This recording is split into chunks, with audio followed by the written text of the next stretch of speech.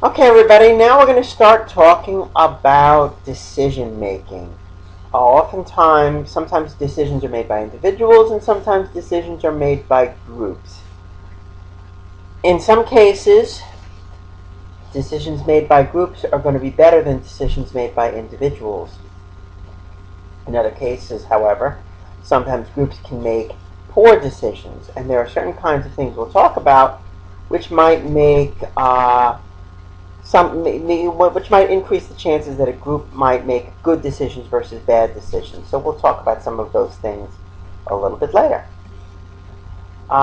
First, we're going to be talking about the functional perspective on group decision making. Now realize this. There are opinions that groups don't necessarily make good decisions, like these quotes here. But it turns out that groups can make very good decisions. But again, it's something that maybe something you learn in this course as far as how to create circumstances where groups can make the best decisions possible. So what are some of the pluses and minuses on making decisions in groups? Let's talk about the positives first. With more people, there's going to be more information, and that's an important thing, is that one person just doesn't know everything. I mean, some people think they know everything. But when you get more people together, you have more people who have their own unique knowledge that they can contribute. Without those people in the group, you're missing that knowledge, and that knowledge could be crucial in the decision you make. So you need to have more information, you need to have more people to provide it. More people can do more work. There are certain kinds of tasks that are difficult to accomplish by one person. If we're talking about making a good decision and you want to do the research to find the best possible decision, it may be too much for one person to do all the research, so getting more people to do it is certainly going to help. Another one, more people means that people can do what they're best at. And this is very important too, in that you have some people who might be really good at doing research, let's say. You may have one person who's really good at motivating other people. You may have one person who is very good at expressing the complex things in ways that people can understand. All of these may be unique talents that people have that they can then apply in the group, and they could be assigned to do that. So you wouldn't necessarily want the crack researcher to be the one motivating everybody else. Maybe they're very introverted and they don't really like to do that kind of stuff, but they're really good at research. So you can have that person do that particular task and somebody else do something else. Groups can discuss and process the information in an effective way. You have different people can be looking at it to check for errors. So one person you can't discuss it with. One person cannot discuss something with oneself. It's like you got to be talking to yourself. But you can throw ideas back and forth. You can discuss it, and you can process the information better when you have someone you can talk to. Groups can have standards for making decisions. Sometimes decision making is decided by flying by the seat of your pants. It's sort of like just make your decision, what the hell, and then move on. But when you have a group, you can develop rules. You can develop standards for making a decision that everybody understands, everybody agrees to, and kind of reduces the likelihood of having any kind of fighting if you know how you're going to proceed. Finally, another advantage here is that if a group makes a decision, people are going to be more likely to follow through with it than if just one person makes a decision. If one person makes a decision, the people who might have to follow through with it might say, well, this is only just this one person who said this. So maybe I don't feel comfortable just following this one person's decision. I'd rather see that it came from a group that deliberated on it and that all or most of them agreed on it, and therefore I'd feel more comfortable following that process if if they had a group that did it rather than just one person. On the other hand, there are times where maybe using groups is not necessarily going to work, or there may be problems with using groups. Sometimes the group doesn't recognize the correct answer, even if the answer is proposed. Sometimes if a person states an opinion and the opinion is a good one, but maybe the person is not respected or the person is low status, maybe that person is ignored. Maybe sometimes you have a circumstance where the leader of the group overshadows everybody else, and as a result, the leader might ignore the good opinions of others.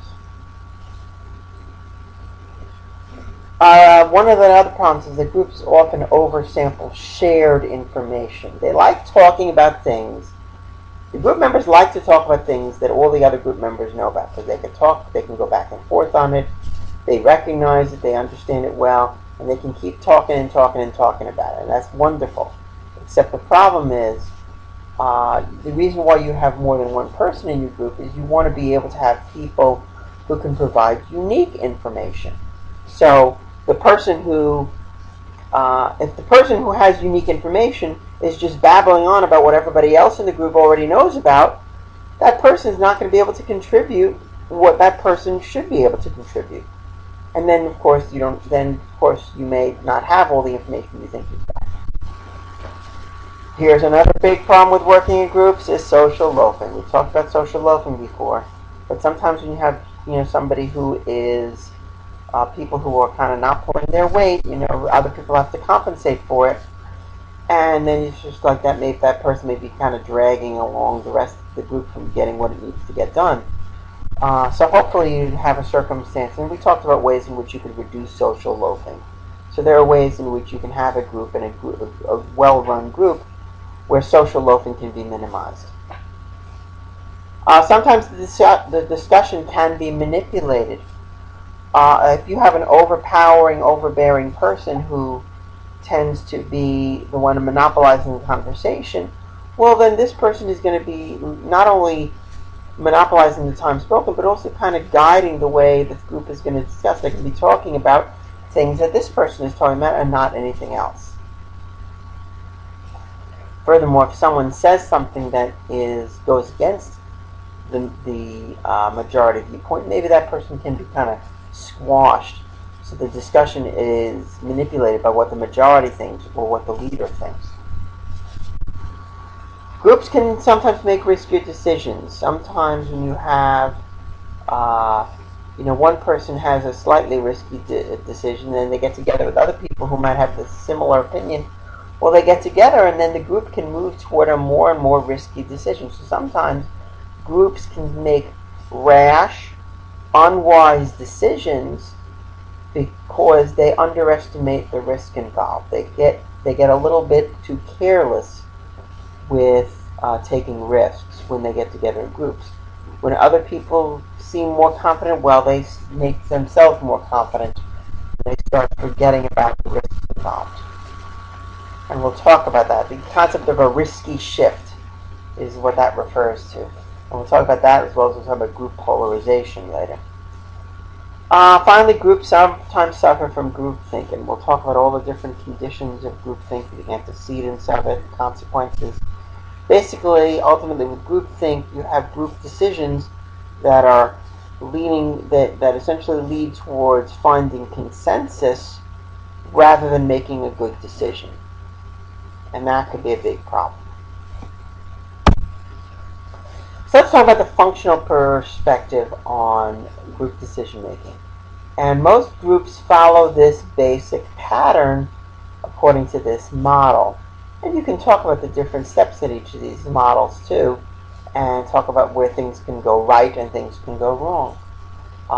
But basically, this is what we'll be talking about. Let's start with the first stage, orientation.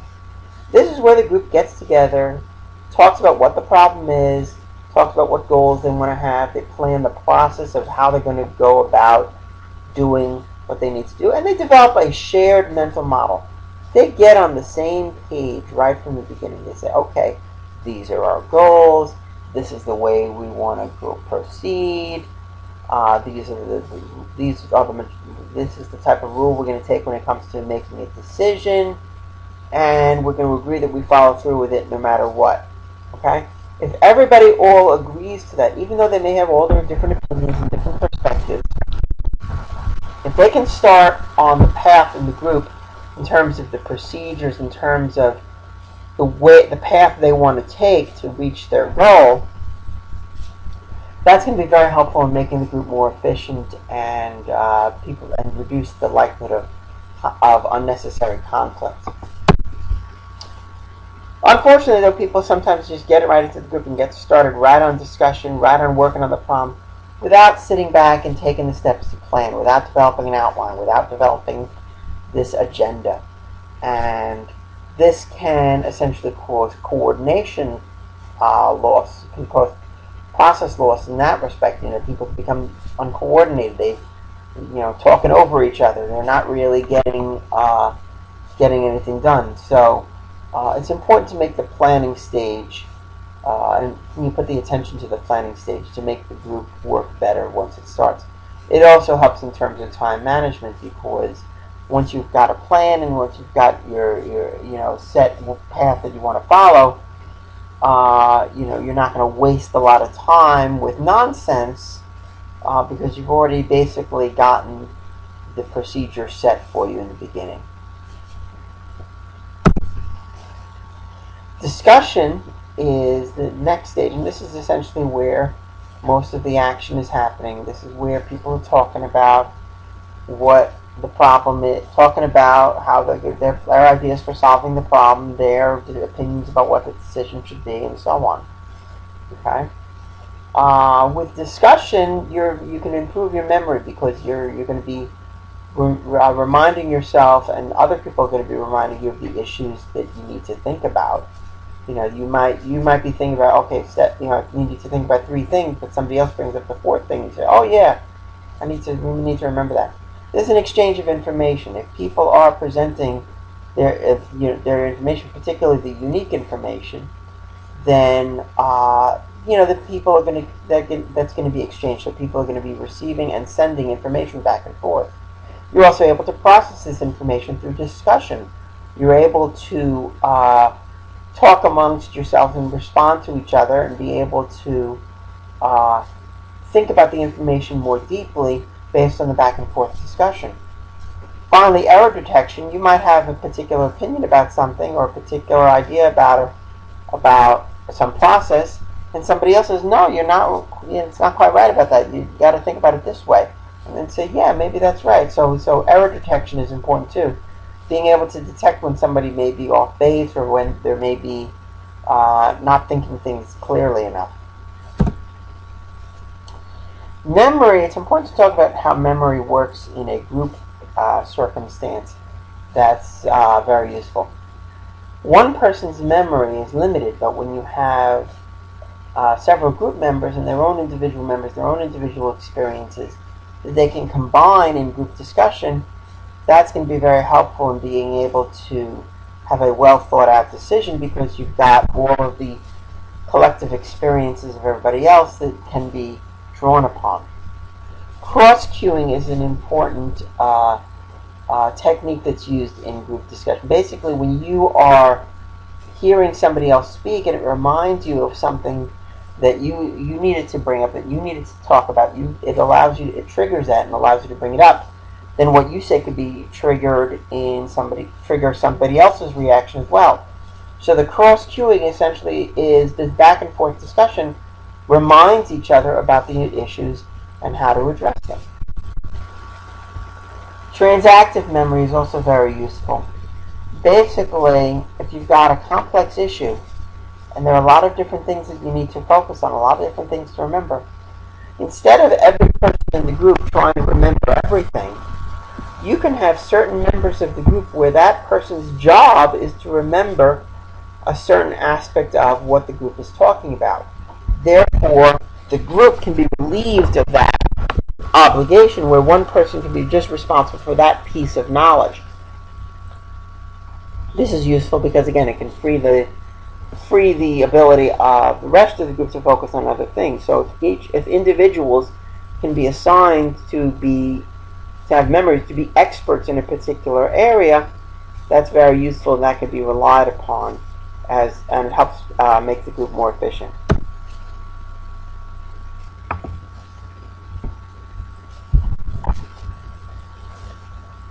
Okay, now we're going to be talking about how groups make their decisions. And there are a number of different social decision schemes that can be applied.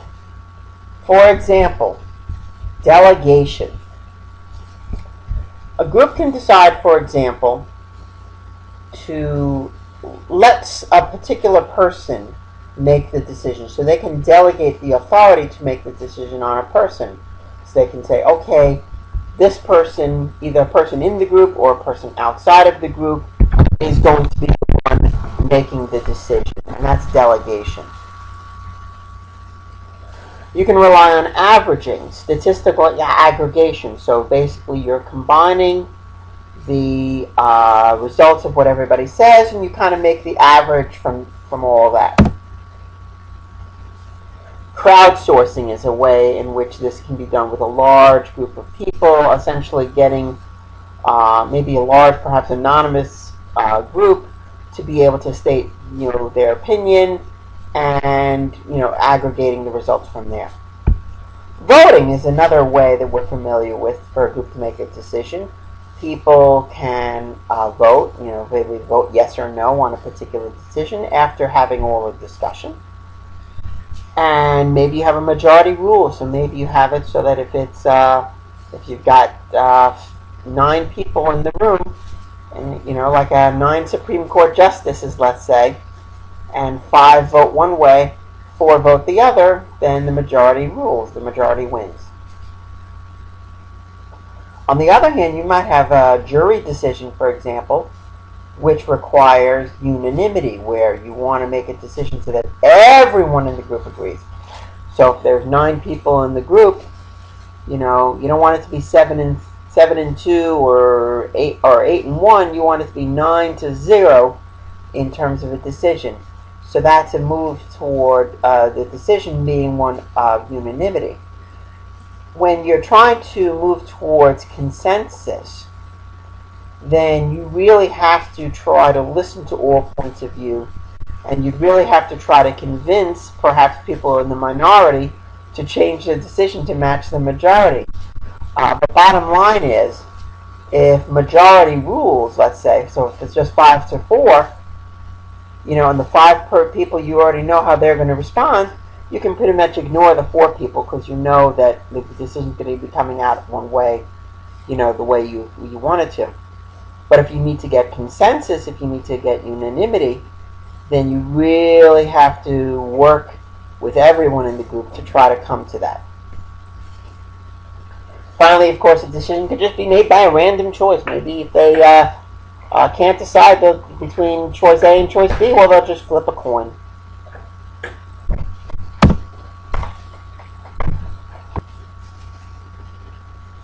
Okay, finally, the group needs to implement their decision. They need to make the decision and carry it out. Now, interestingly enough, when they carry out the decision, they need to take 2 things into consideration. They need to take into consideration distributive justice and procedural justice. Distributive justice essentially means, are the goods going to be handed out evenly, fairly, or whatever? Is there going to be something where everybody gets what they are deserving in some kind of way? So distributive justice means if you're making a decision about how much to pay a certain group of people and how much to pay each person, is it being distributed fairly among the groups? Okay. Now, distributive justice is one thing, but procedural justice is the decision where the procedure for coming up with the decision was made fairly. So in other words, if the group deliberated on it, if everybody had a chance to speak and state their opinion, perhaps if the group was even allowed to make a unanimous decision, if the procedures were fair, then the decisions are going to be most likely to be agreed upon and followed. Even if the distributions are not equal, if the procedure is perceived to be fair, that often is enough. So even if you made a decision, okay, we're not going to distribute these evenly, and here are the reasons why, and here are the reasons why we come up with these decisions, then people are going to be more likely to accept the inequality if they believe the procedure for coming up with that decision was fair. So procedural justice is extremely important. You need to have a fair procedure in terms of making decisions, and that's an important thing to consider. Part of procedural justice is to ensure that everybody has a voice, everybody has something to say. If you are people who may, the more likely you can have people, everyone in the group involved, speaking, more engaged, then the more likely that the decision is going to be implemented properly. And again, the more likely it's perceived to be fair. If everybody has a voice, then the procedures are going to be perceived to be fair.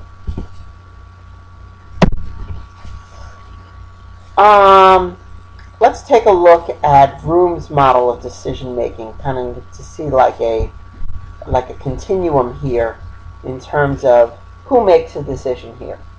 Sometimes you'll have kind of an autocratic decision-making process where the boss, the leader, might make a decision. So the group may have a discussion, but the leader says, okay, that's my decision. Boom.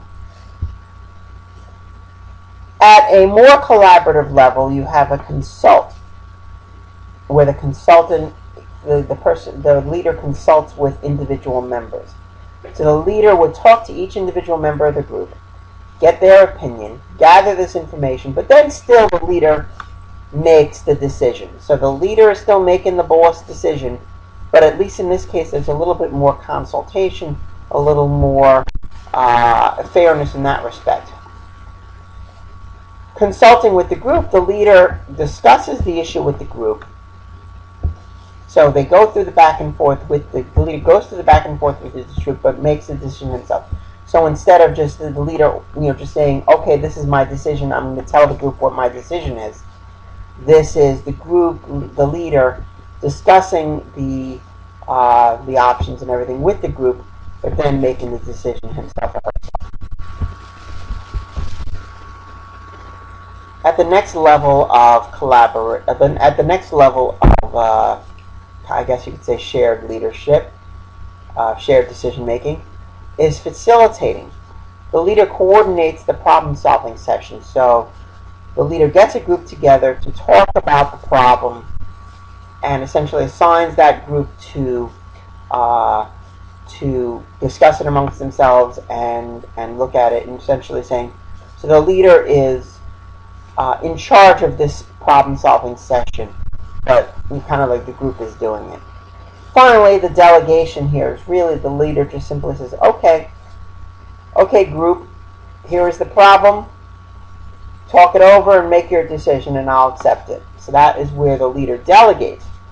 And this might happen, for example, when maybe the decision is really not that much of a consequential decision. The leader can go ahead and let the group do it.